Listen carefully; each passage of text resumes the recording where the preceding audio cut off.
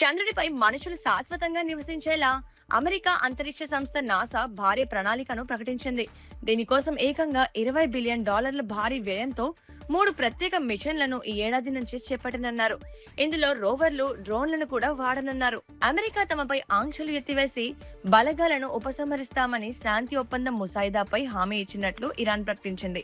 White house ఈ వాదనలను పూర్తిగా తోసిపుచ్చింది. ఇరాన్ మీడియా ప్రసారం చేస్తున్న వార్తలు కేవలం కట్టుకథలని అమెరికా స్పష్టం చేసింది. లెబనాన్లోని లితానీ నది ప్రాంతంలో ఇజ్రాయెల్ దళాలు, హెజ్బొల్లా మిలిటెంట్ల మధ్య తీవ్ర ఘర్షణ జరిగింది. తాము దాదాపు 100 హెజ్బొల్లా స్థావరాలను ధ్వంసం చేశామని ఇజ్రాయెల్ ప్రకటించగా ఈ దాడుల్లో 12 మంది ప్రాణాలు కోల్పోయారు. యూరప్ ఖండంలో మునుపెన్నడూ లేని విధంగా అత్యంత వేగంగా ఎండలు ముదిరిపోతున్నాయి.